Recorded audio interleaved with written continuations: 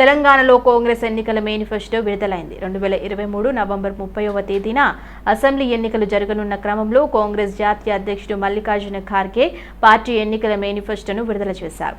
హైదరాబాద్ గాంధీ భవన్లో నిర్వహించిన manifesto release కార్యక్రమంలో పాల్గొన్న ఖార్గే అభయహస్తం పేరుతో 42 పేజీల మేనిఫెస్టోను విడుదల చేశారు.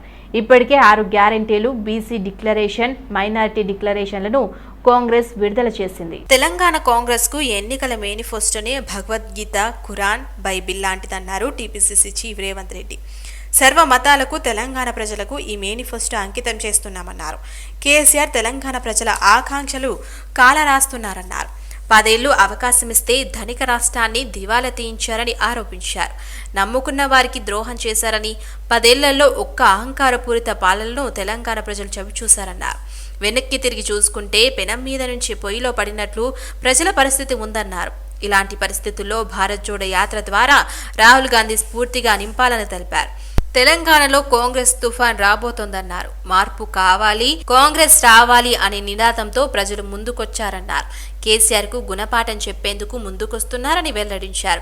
కాంగ్రెస్ కు ఒక్క అవకాశం ఇవ్వాలన్న ఆలోచనతో ప్రజలు ఉన్నారన్నారు. ఇందిరమ్మ రాజ్యంలోనే తెలంగాణ ప్రజల ఆకాంక్షలు నెరవేరుతాయని రేవంత్ రెడ్డి పేర్కొన్నారు. ఇక డీటెయిల్స్ చూస్తే సోనియా, రాహుల్ గాంధీలు అమరవీరుల స్తూపం ముందు మోకరిల్లినా వారి పాపాలకు ప్రాయశ్చిత్తం ఉండదని ఎమ్మెల్సీ కవిత అన్నారు. 10 ఏళ్లలో ఒక్కసారి కూడా గాంధీ కుటుంబానికి వందలాది తల్లుల కడుపుకోత గుర్తు రాకపోవడం బాధాకరమన్నారు. 6 దశాబ్దాల పాటు తెలంగాణను మోసం చేసిన గాంధీలు కనీసం స్వయంగా క్షమాపణ చెప్పలేరా అంటూ నిలదీశారు. అయితే గ్యారంటీలకు గాంధీలు, క్షమాపణలకు బంట్రోతులా అంటూ సామాజిక మాధ్యమం ఎక్స్ వేదికగా ఆక్షేపించారు. గ్యారంటీలకు గాంధీలు, క్షమాపణలకు బంట్రోతులా? 6 దశాబ్దాల పాటు తెలంగాణను మోసం చేసిన గాంధీలను కనీసం స్వయంగా క్షమాపణ చెప్పలేరా? ఎమ్మెల్సీ కవిత ప్రశ్నించారు. ఆ 10 ఏళ్లలో ఒక్కసారి కూడా మీ కుటుంబానికి వందలాది తల్లుల కడుపు కోత గుర్తు రాకపోవడం బాధకరమన్నారు. ఈ గడ్డ మీద జోడో యాత్రలు చేసి ఒక్కసారి కూడా జై తెలంగాణ చెప్పకపోవడం దారుణమన్నారు. ఈ రోజుకి మీకు అమరవీరుల స్తూపానికి దారి తెలియకపోవడం అత్యంత బాధాకరమన్నారు. సోనియా, రాహుల్ గాంధీలు అమరవీరుల స్తూపం ముందు మోకరిల్లినా ఈ పాపాలకు ప్రాయశ్చిత్తం ఉండదని ఎమ్మెల్సీ కవిత అన్నారు. రంగారెడ్డి జిల్లా శంషాబాద్ మండలంలోని రామంజాపూర్, బోటిగూడ, నానాజ్పూర్, సుల్తాన్పల్లి, నర్కుడ గ్రామాలలో ప్రచారంలో పాల్గొన్నారు రాజేంద్రనగర్ కాంగ్రెస్ అభ్యర్థి కస్తూరి నరేందర్ ముదిరాజ్. రాజేంద్రనగర్ అభివృద్ధిలో చాలా వెనుకబడి పడిందని నరేంద్ర ముదిరాజ్ అన్నారు. అయితే ముఖ్యమంత్రితో సహా బీఆర్ఎస్ పార్టీ నాయకులు భూ కబ్జాలకు, అవినీతికి పాల్పడ్డారని ఆరోపించారు. రాజేంద్రనగర్ నియోజకవర్గంలో ఇప్పటి వరకు రోడ్ల నిర్మాణాలు, డ్రైనేజీ వ్యవస్థ కూడా సక్రమంగా లేవన్నారు కాంగ్రెస్ అభ్యర్థి నరేంద్ర ముదిరాజ్. అయితే ప్రభుత్వ రైతు బంధు, దళిత బంధు, బీసీ బంధు అన్ని పథకాలు పెట్టి ప్రజలను మభ్యపెట్టి మోసం చేస్తున్నారని అన్నారు. రాజేంద్రనగర్ నియోజకవర్గంలో కాంగ్రెస్ పార్టీ జెండా ఎగరడం ఖాయమన్నారు. సోనియా గాంధీ, రాహుల్ గాంధీ ఇచ్చిన హామీల పథకాలను వివరిస్తూ ప్రచారంలోకి దిగారు. ప్రజల పక్షాన ఉండే పార్టీ కాంగ్రెస్ పార్టీ అని, గతంలో కూడా ఇందిరమ్మ ఇండ్లు, వివిధ సంక్షేమ పథకాలు ఏర్పాటు చేశారు. అయితే ఇప్పుడు కూడా కాంగ్రెస్ పార్టీ వచ్చిన తర్వాత అభివృద్ధిలో ముందంజగా ఉంచుతున్నామన్నారు. మనం టీవీ చూసి ఇక్కడ ఖుషి అయిపోతాం, తెల్లారితే పేపర్ చూసి అది ఖుషి అయిపోతాం. అంతవరకే తప్ప మన బీదోళ్ళకి ఏదైనా చేసిండా అమ్మా? ఒక్కటైనా డబుల్ బెడ్రూమ్ వచ్చిందా? దళిత బంధు వచ్చిందా? బీసీ బంధు వచ్చిందా? మైనార్టీ బంధు రాలేదు. అంటే అర్థం ఏంటంటే ఆయన చాట్ల చిట్టు ఏమంటారు దాన్ని, తౌడు పోసి కుక్కల కొట్లాట పెడతాడు. ఇంకోటి ఏంటంటే మన దాంట్లో అందరం ఊర్లలో కుల మతం లేకుండా బతుకుతాం అందరం మీద.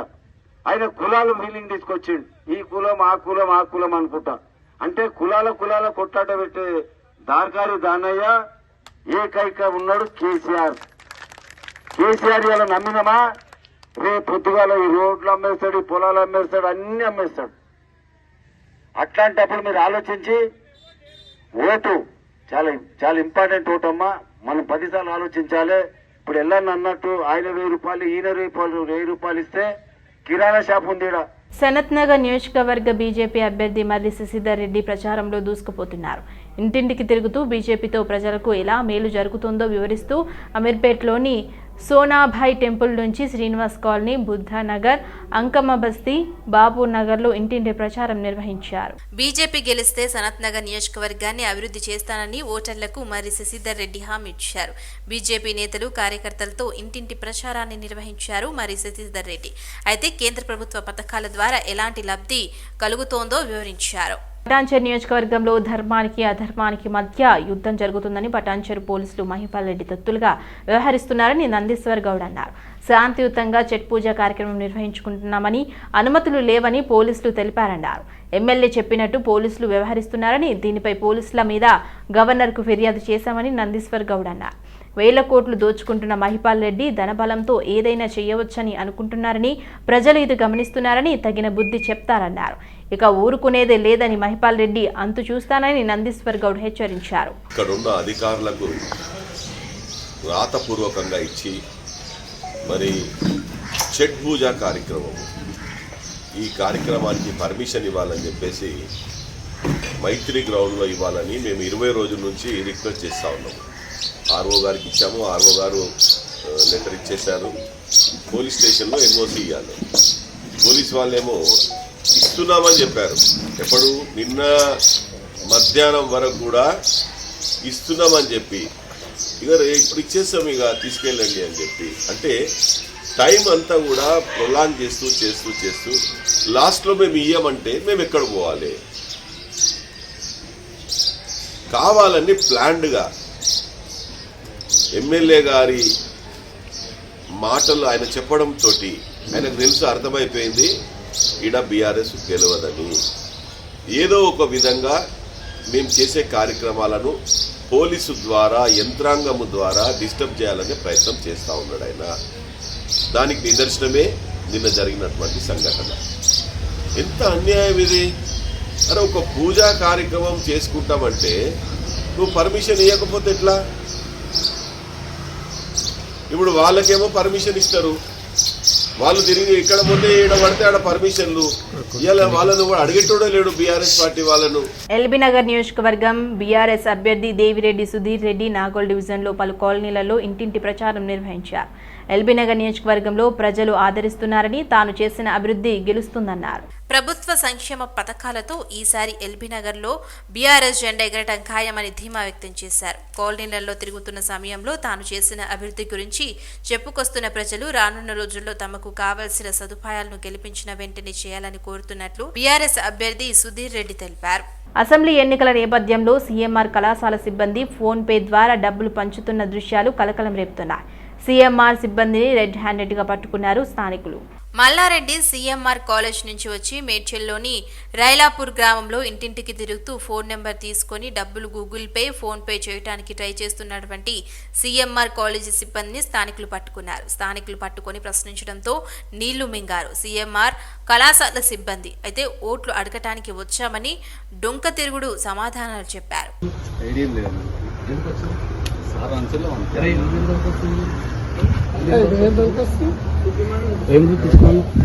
ఏం చూపిస్తున్నావు? ఎక్కడ ఆగమని ఏదైనా గవర్నమెంట్ ద్వారా మెసేజ్ అవన్నీ నాకు చెప్పకు. మెసేజ్ రాజేంద్ర నగర్ నియోజకవర్గం శాస్త్రిపురంలోని స్థానిక ప్రజలతో ఎంఐఎం పార్టీ నిర్వహించిన సమావేశంలో అసదుద్దీన్ ఓవైసీ పాల్గొన్నారు. కార్యక్రమంలో ఎంఐఎం అధ్యక్షుడు అసదుద్దీన్ ఓవైసీ పాల్గొని సమావేశంలో మాట్లాడారు. అయితే ఎంఐఎం పార్టీకి ఓటు వేసి ఎంఐఎం అభ్యర్థిగా నిలబడిన స్వామి యాదవ్ను గెలిపించి అసెంబ్లీకి పంపించాలని ఓటర్లతో విన్నపం చేశారు. ఈసారి ఎలాగైనా ఎంఐఎం అభ్యర్థిని గెలిపించాలని, రికార్డ్ ఖాయం చేయాలని అసదుద్దీన్ ఓవైసీ రాజేంద్రనగర్ నియోజకవర్గ ప్రజలను కోరారు. అయితే ఇతర పార్టీలకు ఎంఐఎం పార్టీ మధ్య ఎలాంటి సంబంధాలు లేవని ఆయన స్పష్టం చేశారు. ఎంఐఎం పార్టీని గెలిపిస్తే అన్ని విధాలుగా అభివృద్ధి పనులు జరుగుతాయని, ఆయన ఓటు ఉన్న ప్రతి ఒక్కరికి తమ కుటుంబంలో ఉన్న అన్ని ఓటర్లలో సహా పోలింగ్ కేంద్రానికి వెళ్లి తమ ఓటు హక్కును వినియోగించుకోవాలని విన్నపం చేశారు. वो नहीं बोलेंगे अपनी नाकामी को। और फिर राहुल गांधी खुद अपना इलेक्शन हार गए अमेठी में, वह मजलिस नहीं थी। तो याप को और बीजेपी का सदर, तेलंगाना का सदर कह रहा है कि अगर हमको मौका मिला तो हम पुराने शहर में घरों पर बुलडोजर चला देंगे। आप अंदाजा लगाइए, नफरत देखिए कितनी है। मैं एक तरफ यूं इल्जाम लगाते मंजलिस पे, दूसरी तरफ बीजेपी कहती कि पूरे ओल्ड सिटी में बुलडोजर लगा के घरों को, शादी खानों को तोड़ देंगे। इससे पहले का इनका सदर आया था, हम किशन रेड्डी को बोलना चाह रहे, आपका पहले का सदर भी आके बल्दिया इलेक्शन में बोला था कि ओल्ड सिटी में सर्जिकल स्ट्राइक कर लेंगे। ऐसा सर्जिकल स्ट्राइक हुआ कि उन्हें खुद हट गया, पार्टी से कोई दूसरे निकाल दिया गया उसको। నాగుల చవితి సందర్భంగా భక్తులు దేవాలయాలకు పోటెత్తారు. ఖైరతాబాద్లోని దేవాలయానికి భక్తులు అధిక సంఖ్యలో తరలివచ్చారు. నాగుల చవితి సందర్భంగా భక్తులను నాగ దేవతలకు పూజలు చేసి మొక్కులు చెల్లించుకున్నారు. ఈరోజు నాగుల చవితి మా ఆంధ్ర సైడ్ మేము ఎప్పుడు దీపావళి తర్వాత 4వ రోజు చేస్తాము. ఇక్కడ తెలంగాణలో అయితే నాగుల పంచమి శ్రావణ మాసంలో చేస్తారు. ఈరోజు అయితే నా స్టార్ బర్త్డే కూడా. I'm very happy. పుట్టలో పాలు పోసుకున్నాం, ఉపవాసం ఉంది, మంచిగా చేసుకుంటాం. నాకు ఇష్టమైన పండుగల్లో ఇది ఒకటి. అందరూ మహిళలందరూ చాలా ఇష్టంగా భక్తి శ్రద్ధలతో సుబ్రహ్మణ్య స్వామిని ఆరాధించి ఆయన అనుగ్రహం కోసం పాకులాడుతూ ఉంటారు. అందుకని చెప్పి మహిళలందరూ ఉపవాసాలతో చేస్తారు ఈ పండుగని. ఆంధ్ర సైడ్ చాలా నాగుల చవితి ఇది ఎక్కువగా చేస్తారు. ఇక్కడ తెలంగాణలో శ్రావణ మాసంలో వచ్చే పంచమి నాడు చేస్తారు. నాగమ్మ తల్లికి ప్రతి సంవత్సరం నాగుల చవితి పుట్టలో పాలు పోసుకుంటాం. ప్రతి సంవత్సరం మంచిగా చేసుకుంటాం. నైవేద్యాలతో మంచిగా చేసుకుంటాం. మా కుటుంబం చల్లని చూస్తాం. నాగమ్మ తల్లి సుబ్రహ్మణ్య స్వామిని కూడా చల్లగా చూస్తుంది. శివయ్య కుటుంబం కూడా మా చల్లని చూస్తారు. మా కుటుంబాలు నాగమ్మ తల్లికి కోటి నమస్కారాలు. నాగుల సంవత్సరం కంపల్సరీ మేము పాలు పోసుకుంటున్నాం. ఎన్ని సంవత్సరాల నుంచి పోసుకుంటున్నాం. ఎప్పుడు వస్తారు ఇక్కడికి? ఎప్పుడు ఇదే ఫస్ట్ మేము రావటం. మాది ఈ ఊరు కాదు, అశోపురం నుంచి ఈ సంవత్సరం ఇక్కడికి వచ్చినాం. ఈ తల్లి మాకు కలగజేయాలి మంచిగా. పాత బస్తీలో ఎంఐఎం నాయకుల వేధింపులు మితిమీరిపోయాయి. 68 సంవత్సరాల వృద్ధురాలిని వేధిస్తున్నారు ఎంఐఎం నాయకులు. ఇల్లు కడుతున్న మహిళకు వేధించి డబ్బులు డిమాండ్ చేస్తున్నారు. ఈ ఘటన పాత బస్తీలో మాదన్నపేట పోలీస్ స్టేషన్ పరిధిలో చోటు చేసుకుంది. హైదరాబాద్ పాత బస్తీ మాదన్నపేట పోలీస్ స్టేషన్ పరిధిలోని వాటర్ ట్యాంక్ వద్ద నిర్మిస్తున్న భవనం పర్మిషన్ల పేరుతో డబ్బులు డిమాండ్ చేశారు ఎంఐఎం నాయకులు. నిర్మాణం వద్దకు చేరుకొని ఇంటి యజమాని భయభ్రాంతులకు గురిచేసి డబ్బులు డిమాండ్ చేశారు ఏకత్పుర ఎంఐఎం నాయకులు.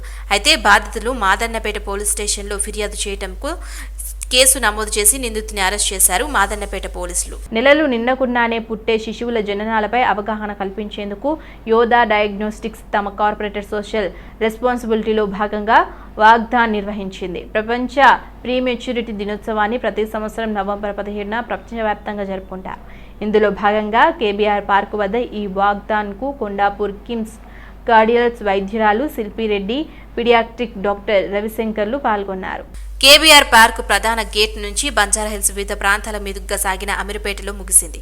సిఎస్ఆర్ కార్యక్రమంలో భాగంగా ముందస్తు జనాల గురించి అవగాహన పెంచడానికి వాగ్దాన్ను నిర్మించామన్నారు. ఇందులో ప్రీమెచ్యూరిటీ సంబంధిత మరణాలు, సవాళ్లు మరియు వాటిని నిరోధించడానికి గల మార్గాలపై అవగాహన ఎంత అవసరమని Yodha founder and chairman doctor Sudhakar Kancharla, group director Radha Prashanth తెలిపారు. చేసుకోవడం కోసము యోధా డయాగ్నోస్టిక్స్ వాళ్ళు ఒక వాకథాన్ అనేది ఆర్గనైజ్ చేశారు. ప్రిమెచ్యూర్ డెలివరీస్ అనేది చాలా ఈ మధ్య కాలంలో బాగా పెరిగాయి. సగటున 10 తల్లుల్లో ఒక్కరు ప్రిమెచ్యూర్గా డెలివరీ అవుతున్నారని స్టాటిస్టిక్స్ కూడా చెప్తున్నాయి. అయితే ప్రిమెచ్యూర్ డెలివరీస్ ఇంతకుముందు కాలం కంటే ఇప్పుడు బాగా పెరిగాయి. ఎందుకంటే ఫర్టిలిటీ ట్రీట్మెంట్స్ అయితేనేమి, మల్టిపుల్ ప్రెగ్నెన్సీస్ అయితేనేమి, చాలా రకాల కారణాలు కూడా ఉన్నాయి. తల్లి వయసు ఎక్కువ ఉండడం ఏమి కానీ ఇలాంటి ఎన్నో కారణాల వల్ల ప్రిమెచ్యూర్ డెలివరీస్ పెరుగుతున్నాయి. అయితే ప్రిమెచ్యూర్ బేబీస్ కూడా బతకొచ్చు, వాళ్ళకి కూడా ఒక మంచి లైఫ్ ఇవ్వచ్చు.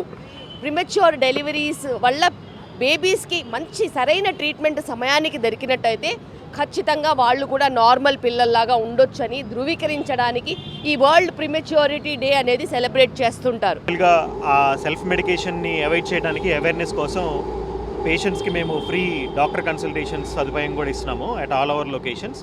సో దట్ డాక్టర్ ప్రిస్క్రైబ్డ్ మెడికేషన్స్ని వాళ్ళు వేసుకుంటే లెస్ ఇంపాక్ట్ ఉంటుంది, ఎటువంటి అదర్ అడ్వర్స్ ఎఫెక్ట్స్ లేకుండా హెల్ప్ అయ్యిద్ది వాళ్ళకి. And also we conducted almost like 2000 plus free health camps throughout the country from past 2 years.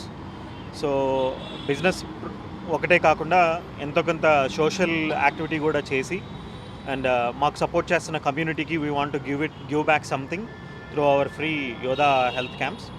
So and thanks అండి. తెలంగాణ అసెంబ్లీ ఎన్నికల్లో భాగంగా పోలీసుల తనిఖీలో భారీగా నగదు పట్టుబడుతోంది. అయితే చార్మినార్ పిఎస్ పరిధిలో పోలీసులు సోదాలు నిర్వహించగా 37 లక్షల రూపాయలు పట్టుబడింది. తెలంగాణలో ఎన్నిక నేపథ్యంలో నోట్ల కట్టలు భారీగా సీజ్ చేస్తున్నారు పోలీసులు.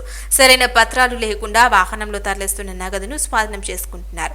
చార్మినార్ పిఎస్ పరిధిలోని దివాన్ దేవాడి దగ్గర పోలీసులు వాహనాల తనిఖీ నిర్వహిస్తుండగా బైక్పై వెళ్తున్న వ్యక్తిని తనిఖీ చేయగా బ్యాగ్లో 37 లక్షల రూపాయలు లభించాయి. సంబంధిత వ్యక్తులతో విచారణ చేయగా వారు సరైన సమాధానం ఇవ్వకపోవడంతో చార్మినార్ పోలీసులు స్వాధీనం చేసుకున్నారు.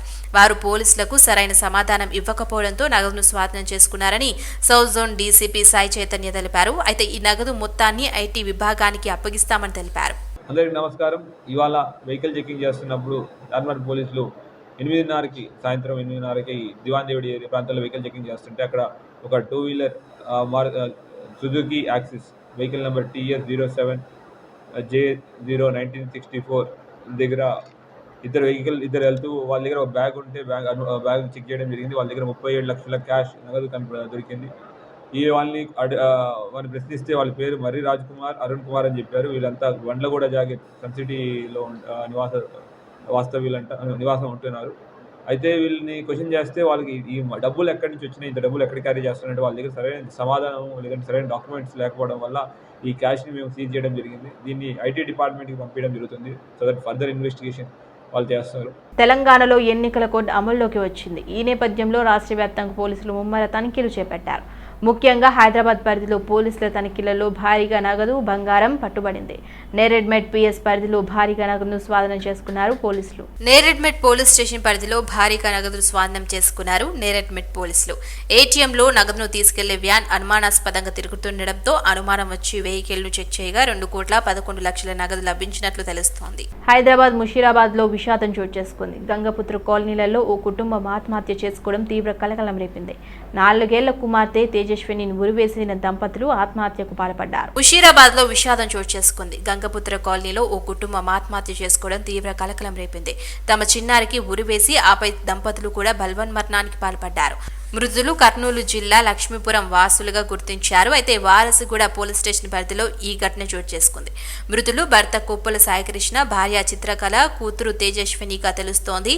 వారసుగూడ పోలీస్ స్టేషన్ పరిధిలో ఈ ఘటన జరిగింది. మృతురాలు చిత్రకళ బీర్లా ప్లానిటోరియంలో ఉద్యోగి, సాయికృష్ణ ప్రైవేట్ సంస్థలో ఉద్యోగిగా పనిచేస్తున్నాడు. అయితే కొద్ది రోజుల క్రితం సాయికృష్ణకు యాజమాన్యం ఉద్యోగంలో నుంచి తీసేసింది. దీంతో అప్పటి నుంచి సాయికృష్ణ ర్యాపిడో నడుపుతున్నాడు. తాజాగా భార్య చిత్రకళకు కూడా బిర్లా ప్లానిటోరియం యాజమాన్యం ఉద్యోగంలో నుంచి తీసేసింది. ఈ క్రమంలో ఆర్థిక సమస్యల నేపథ్యంలో వీరు ఆత్మహత్య చేసుకున్నట్టు సమాచారం. అయితే సమాచారం అందిన వెంటనే పోలీసులు అక్కడికి చేరుకుని 3 మృతదేహాలను పోస్టుమార్టం నిమిత్తం ఉస్మానియా ఆసుపత్రికి తరలించారు. పోస్టుమార్టం అనంతరం మృతదేహాలను కుటుంబ సభ్యులకు అప్పగించనున్నారు. అయితే వారసుగూడ పోలీసులు కేసు నమోదు చేసుకుని దర్యాప్తు చేస్తున్నారు. మరో హై వోల్టేజ్ ఘట్టానికి దేశం సన్నద్ధమైంది. మధ్యప్రదేశ్తో పాటు ఛత్తీస్గఢ్లో అసెంబ్లీ ఎన్నికల పోలింగ్ ప్రక్రియ కొనసాగుతోంది. అయితే ఈ 2 రాష్ట్రాల్లో బీజేపీ, కాంగ్రెస్ మధ్య హోరాహోరీ పోటీ తప్పదన్న రాజకీయ విశ్లేషకుల అంచనాల మధ్య ప్రజలు తమ ఓటు హక్కును వినియోగించుకుంటున్నారు. మధ్యప్రదేశ్లో మొత్తం 230 అసెంబ్లీ సీట్లు ఉన్నాయి. సాయంత్రం 6 గంటల వరకు పోలింగ్ జరగనుంది. కాగా బైహార్, లంజీ, ఫార్స్వారా అసెంబ్లీ సీట్లతో పాటు మౌండ్లా, దిండోరి జిల్లాలోని బూత్లలో మధ్యాహ్నం 3 గంటలకే పోలింగ్ ప్రక్రియ పూర్తయింది.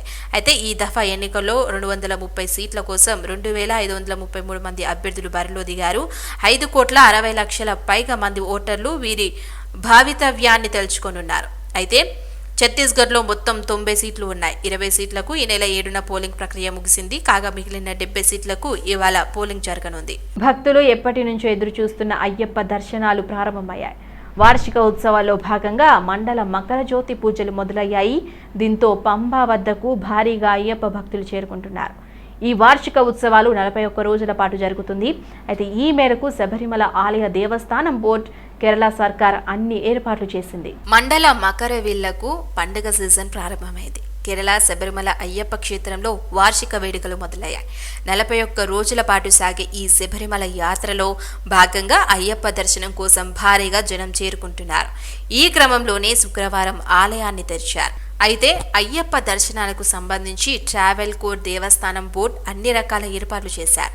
నేటి నుంచి మండల పూజ, మకర జ్యోతి కోసం దర్శనాలు మొదలయ్యాయి. దీంతో శబరిమల క్షేత్రానికి భారీ సంఖ్యలో భక్తులు చేరుకొని అయ్యప్పను దర్శించుకుంటున్నారు.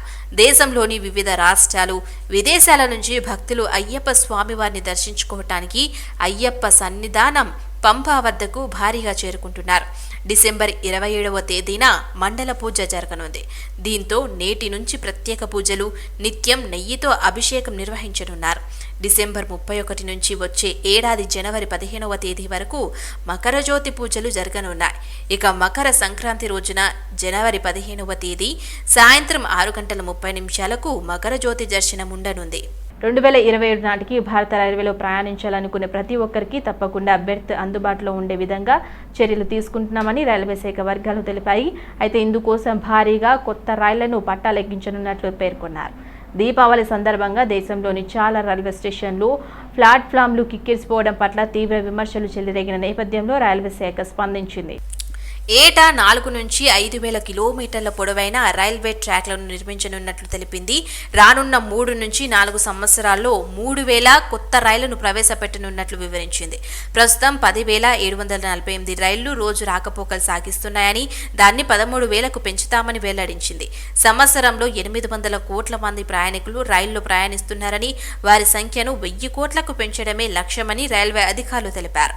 రైళ్ల వేగాన్ని పెంచేలా పుష్ అండ్ పుల్ సాంకేతికతతో కొత్త వాటిని తయారు చేస్తున్నట్లు తెలిపారు. అయితే ప్రతి సంవత్సరం 225 రైళ్లు ఈ పుష్ అండ్ పుల్ టెక్నాలజీతో తయారవుతున్నట్లు వెల్లడించారు.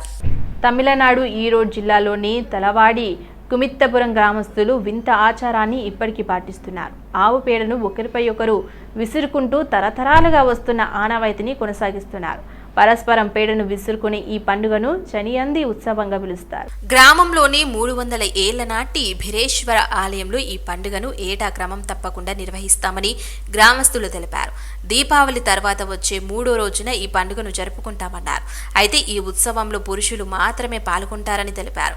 ఈ వేడుకల్లో చొక్కాలు విప్పి ఒకరిపై ఒకరు ఆవు పేడతో చేసిన గుండ్రటి ముద్దలను విసురుకుంటారన్నారు.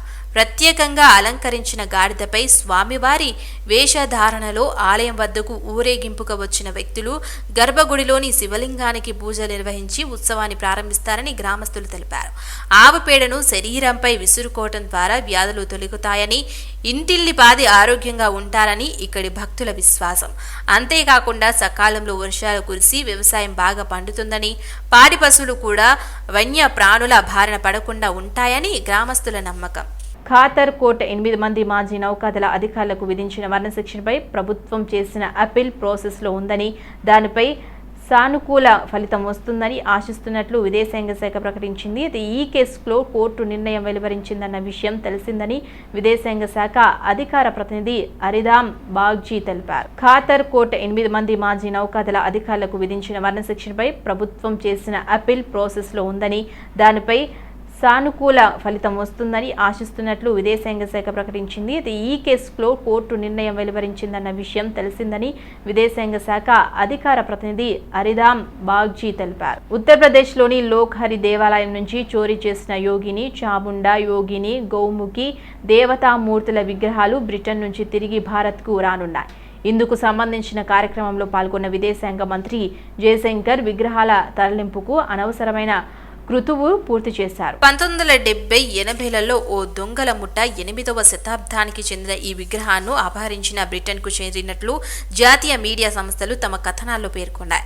5 రోజుల పర్యటనలో భాగంగా లండన్కు చేరుకున్న జయశంకర్ బ్రిటన్ ప్రధాని రిషి సునక్తో సమావేశమై ద్వైపాక్షిక సంబంధాలు సమీక్షించారు. రష్యా ఉక్రెయిన్ యుద్ధ సమయంలో భారత్ తన కొనుగోలు విధానాల ద్వారా చమురు, గ్యాస్ ధరలు పెరగకుండా అంతర్జాతీయ ద్రవ్యోల్బణాన్ని నియంత్రించిందని విదేశాంగ శాఖ మంత్రి ఎస్ శంకర్ పేర్కొన్నారు. అయితే లండన్లోని భారత వైమానికలో నిర్వహించిన కార్యక్రమంలో జయశంకర్ పాల్గొన్నారు. భారత కొనుగోలు విధానాల ద్వారా అంతర్జాతీయ చమురు, ఇంధన మార్కెట్లు ధర ఒడిదుడుకులకు గురి కాకుండా చేసిందన్నారు.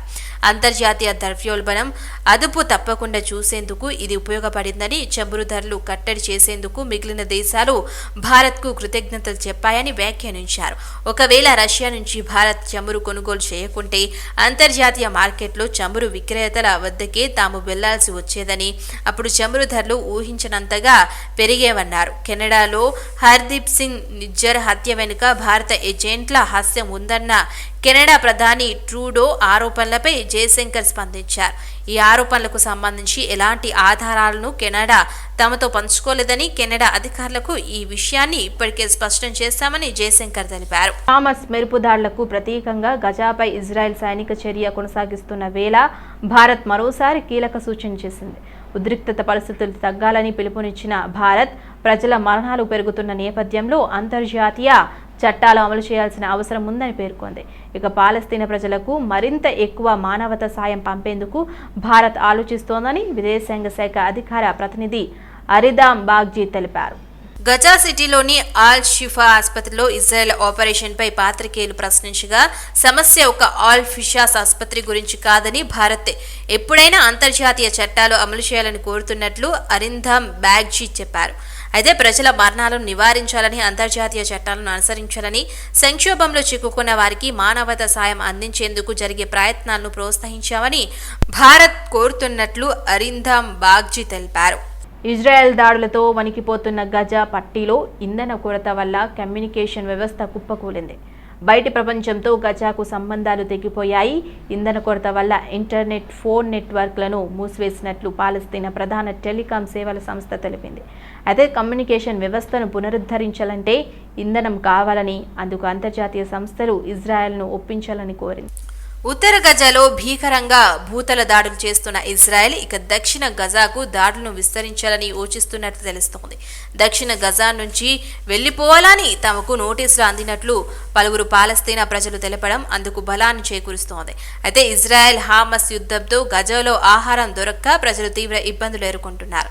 అయితే ఇజ్రాయెల్ దాడుల్లో ఇప్పటి వరకు 11,470 మందికి పైగా ప్రజలు ప్రాణాలు కోల్పోయారని పాలస్తీనా ఆరోగ్య మంత్రిత్వ శాఖ తెలిపింది.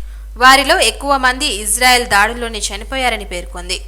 అహ్మదాబాద్లోని మోదీ స్టేడియం వేదికగా ఆదివారం జరిగే భారత్ ఆస్ట్రేలియా మధ్య జరిగే మ్యాచ్ కోసం క్రికెట్ అభిమానులు ఆసక్తిగా ఎదురుచూస్తున్నారు. చరిత్రాత్మకమైన ఈ మ్యాచ్కు అన్ని రంగాలకు చెందిన ప్రముఖులు హాజరయ్యే అవకాశం కనిపిస్తోంది. ప్రపంచ విజేత టైటిల్ కోసం జరిగే ఈ పోరును సమీక్షించేందుకు స్వయంగా ప్రధాని నరేంద్ర మోదీ హాజరు కానున్నారంట. అయితే ఈ మ్యాచ్కు ఆయన ముఖ్య అతిథిగా హాజరవుతారని చెప్తున్నారు. అయితే మోదీ పాటు క్రికెట్ దిగ్గజాలు MS ధోని, కపిల్ దేవ్ కూడా ఈ మ్యాచ్కు హాజరవుతారని తెలుస్తోంది.